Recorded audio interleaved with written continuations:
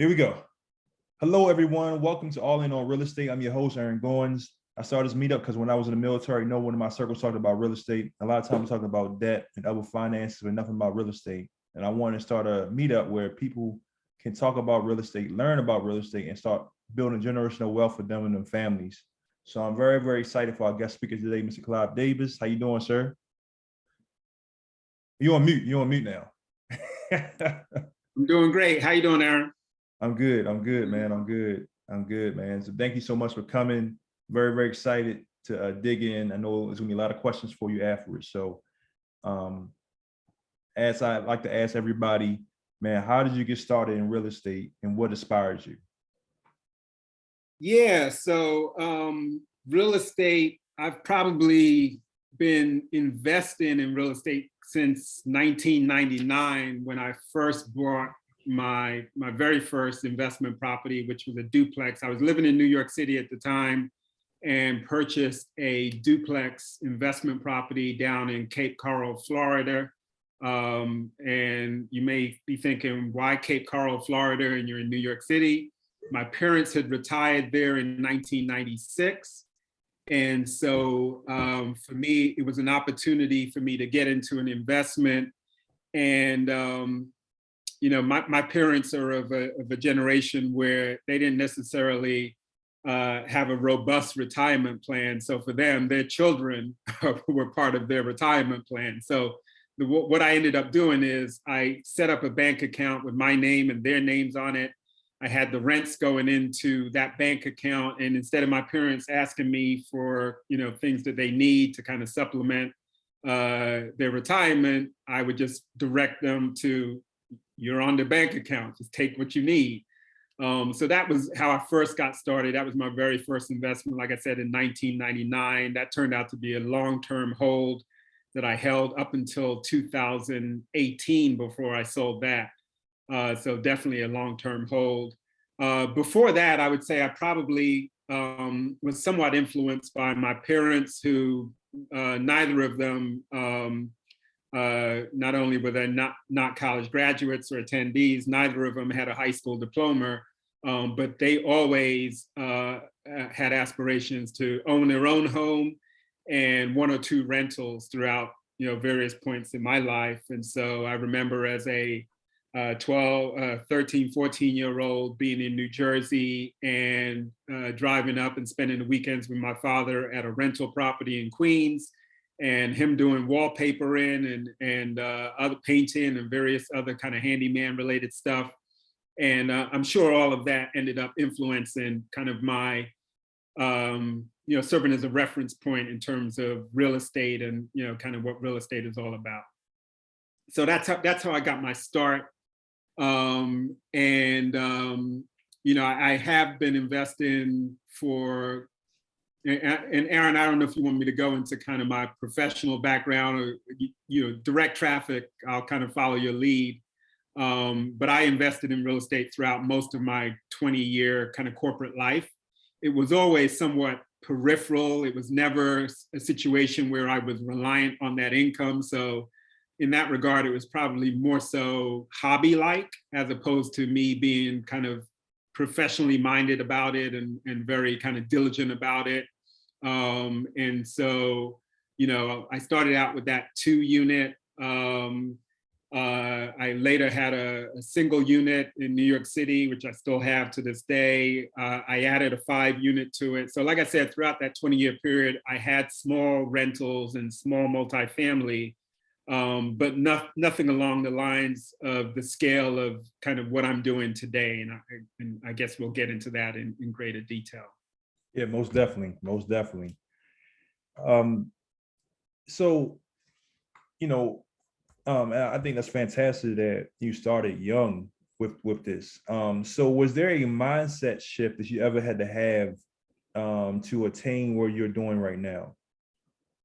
100%. So when you do 20 years or any meaningful time in corporate America, the term golden handcuffs is a reality because the longer you spend in corporate America, the more highly compensated you become and the more challenging, the more difficult it becomes to walk away from that salary, especially if your lifestyle has kind of crept up with each kind of salary increase and each bonus and things along those lines. I was fortunate in that my living standards never really kind of kept pace with kind of my boosts in income over the years. And so it was easier for me to wean myself away. It wasn't easy by any stretch of the imagination, but it wasn't a situation, I joke and say, it wasn't a situation where I had to kind of give up the vacation home and turn in the Porsche lease. And, I didn't have any debt outside of real estate collateralized debt. So when I left corporate America at the end of 2016, the only debt that I had was debt associated with real estate property. So by definition, what I would define as good debt, as opposed to credit card debt, car notes, and other, student loans or any other debt. So having zero debt was a big factor in me being able to kind of take the leap of faith that I did at the end of 2016. So I talk about getting outside of your comfort zone. So again, after 20 years of corporate life, you get to a point where, at least in my situation, where I wasn't necessarily growing in the same way I was as a younger corporate citizen. And so the job is more so a management and oversight, and I've built a team and kind of things are on autopilot, and it's just a matter of me kind of overseeing. And so by definition, you're in a comfort zone. The direct deposits keep hitting every 2 weeks. And as long as the direct deposits keep hitting every 2 weeks, they've got you. So for me, being an entrepreneur, while I had an interest in real estate for, as I mentioned, from the outset of being a corporate employee, I was never reliant on it. And my main gig was always my 9-to-5 or my W-2. And so the thought of being an entrepreneur, where it's kind of a eat what you kill environment, and whether you do well or not, there is no direct deposit to save you. That is totally getting outside of, it wasn't my case, totally getting outside of my comfort zone. And that was part of the leap. That was the leap of faith that I had to take, that, okay, I'm going to step back, take a substantial step back, certainly in terms of income coming into the household, in order to take a bigger leap forward, is the goal, is the aspiration. And I'm going to do it in a space that is not familiar to me. And that space being an entrepreneur, for me, it was in the real estate space. And so definitely that took a lot of thought and consideration, and the decision to make the move was not made lightly.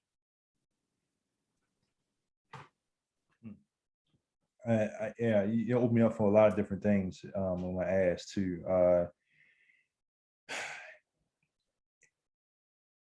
How has education helped you along the way? Education. So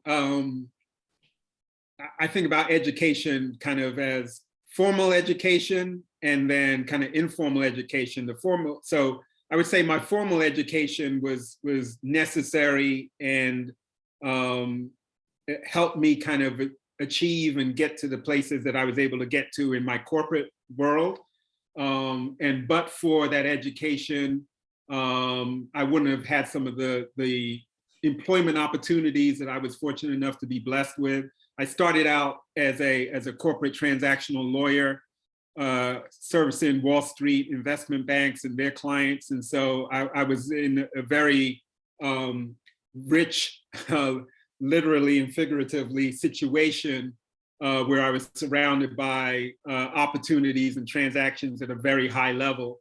And I wouldn't have been able to attain that but for my education. So that's one form of education.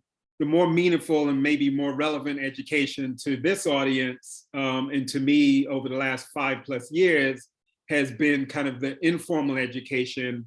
And I jokingly refer to kind of the education that I've been exposed to over the last 5 years as my self-directed real estate MBA. And I've coined it that because it's really a a real estate MBA or a program that I put together myself, that is not affiliated with any academic institution, but it's really been the opportunities that I've pursued to become knowledgeable, to become immersed in this world of large-scale multifamily. So for me, what that looked like was, for the first time in my adult life, in 2017, I started attending real estate multifamily conferences on my own dime, out of my own interest in that subject area. Whereas, for the 20 years prior, I'd been to many conferences, but all of them were paid for by my employer, and all of them were related to my job in some form or fashion. And so flipping that on its head and actually paying out of my pocket to fly and go to conferences in person, this is all pre-COVID, for an area of interest where I'm trying to gain knowledge and information, that was all new. So in-person attendance at conferences was part of that education. Listening to podcasts. I don't think I had listened to a podcast before late 2016.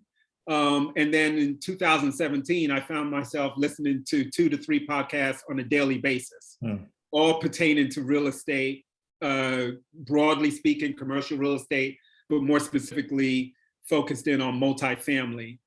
So that was a part of my education, obviously reading. And then the other thing that I did is I learned about self-directed IRAs. So throughout my entire time in corporate America, I had never heard of self-directed IRAs. So I, like most people, maybe some of your audience, I maxed out my 401ks. So whatever it was that year, I maxed out that, got the company match for whatever portion they were matching. And then that got allocated into a portfolio, 60% here, 30% here, and the other 10% into a basket of 12 things. And so those were your options. And so I did that at each, company that I was with. And I had never heard about self-directed IRAs. So one of the early conferences I attended, after leaving corporate life, I learned about self-directed IRAs. So for me, what I did is I had little faith in the stock market. I had a lot of faith in commercial real estate. So I said, if this is a space that I'm going to get into in a bigger way, why not move my legacy 401k funds into a self-directed IRA, which will give me an opportunity to, as the name would give away, direct where I want to make my investments and where I want my retirement funds to live and grow. And so I started heavily invested in commercial real estate all across the country, primarily in existing multifamily opportunities, but also ground up developments. So from 2017 to 19, I think I invested in 12 to 14 investments. Additionally, I invested in a hotel portfolio here in Atlanta, but the bulk of those investments were multifamily, and most of those were existing multifamily. So the good thing about that is, beyond kind of just the expected ROI on my investment, and because most of this is IRA or retirement-related funds, these were not monies that was going to lead to a cash flow that I was going to have my hands on, or returns that I was going to be able to do anything with, because any returns or proceeds from these investments were just going to go back into my IRA account. It was an opportunity for me to be a little bit more aggressive with my investing of my retirement-related funds. And I'm a firm believer that if you're interested in creating generational wealth, you can't just rely on what the government tells you to set aside each year for your 401k. So I've lost track of what it is now. It's probably up to $20,000 a year. I don't know what the cap is. Some of you probably know it better than me. But let's say that the cap is $20,000 that you can put aside tax-free into your 401k. And even if you work 25, 30 years, you do the math, the money that you're going to be able to accumulate in a 401k is not going to lead to generational wealth that you're going to be able to leave to your children and unborn grandchildren. And that's what you're talking about when you're talking about legacy wealth. wealth that will outlive you, and you'll be able to pass on to your children and their children. So for me, you've got to be thinking about, what can I be doing as a supplement to that? And certainly when you're in a position where you have legacy retirement funds sitting around, you should be thinking about, how can I free that up? Or how can I jumpstart that so that those funds can be more aggressively invested? So for me, I put those funds into a self-directed IRA, started investing in commercial real estate with the focus on multifamily.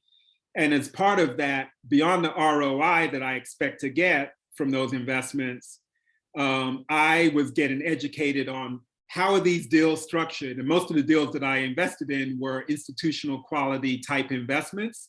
Most of them required me to be an accredited investor. And I'm sure your audience is familiar with that, but most of the deals required me to be an accredited investor.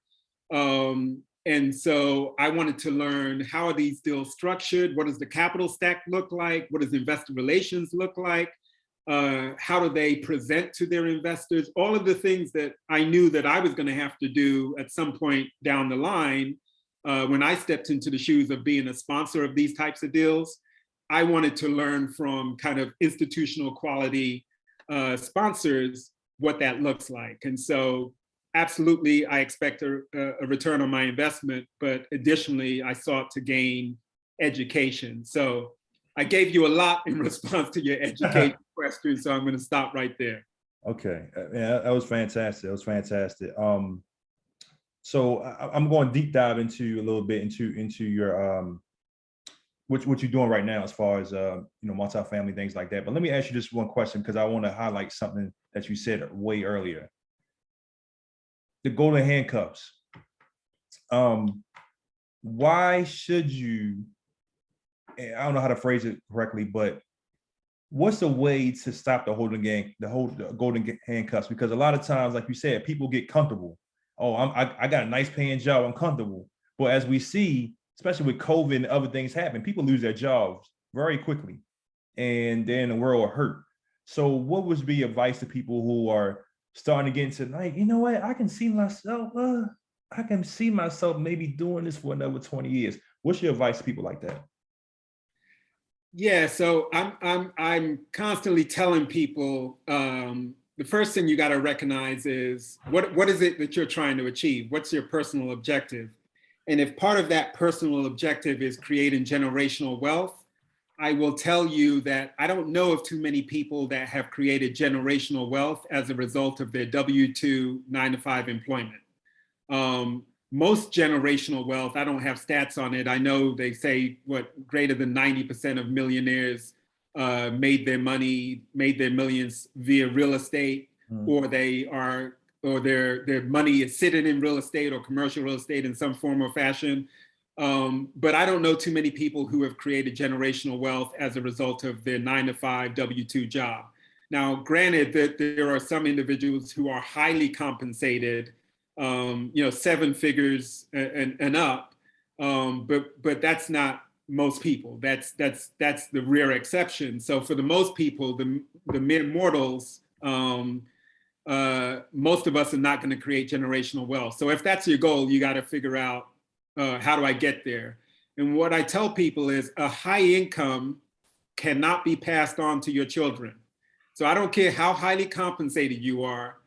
You can go in tomorrow and they can say, Aaron, thanks for your service. We no longer have a need for your role, or we no longer have a need for you.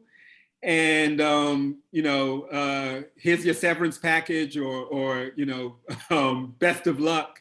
If you need a reference, we're there for you, whatever. So you cannot pass on a high income to your children. So you got to figure out, okay, as long as I'm making this income, what other things can I be doing that are going to create or generate wealth that I can pass on to my children? So the one thing that I would say to anyone in corporate life or in business or whatever the case may be, is that you should be diversifying your income streams. So I don't care how much you're getting paid in corporate life, you should be seeking out investments or opportunities that enable you to diversify your income. And part of that, for all of us here tonight are interested in real estate, you should be seeking out real estate opportunities that enable you to generate positive cash flow on a monthly or periodic basis, where your money is working for you or your investments are working for you, whether you show up to work or not. So that's the definition of your money working for you. And when you're sleeping, your money is earning money for you. And that's the direct opposite of your W-2, where pretty much, for the most part, if you do not show up at work, after a while, that direct deposit is going to stop, and you're going to be in a position where that high income became no income, and that's not a position that you want to be in. So diversification of your streams of income from whatever sources, and it doesn't just have to be real estate. There are many investment alternatives that you can invest in that are going to lead to potentially lead to passive income coming into you, again, whether you're actively working for it or not. Great. I love it. Love it. Love everything you said. So let's deep a little. Let's go into your deals and things like that. Let me ask you this first question. What was the biggest difference from being a passive investor for you to now being a GP? Risk. So when you are a passive investor, you're basically, by definition, as a limited partner, your exposure is limited to the extent of your investment. For the most part, I'm probably oversimplifying it, but if you put 50,000 into a deal, your risk is I might lose that 50,000. That's really the extent of your risk. When you are the sponsor, you now take on a fiduciary responsibility for all capital that has been raised. And so even with a non-recourse loan, and many of these deals that are being done at a bigger scale, certainly the deals that I've been involved in, those deals are being done as non-recourse, but there's reputational risk, because if you mismanage or mishandle your fiduciary responsibility to your investors, that's not going to bode well for you and your ability to go out with subsequent opportunities, just from a reputational standpoint. So it's just night and day. So again, you put in 50 grand into a deal, that's at risk. Maybe you don't get the return on your investment that you expected. Maybe you don't get all your capital back, but that's really the extent of it. When you step into those sponsor shoes,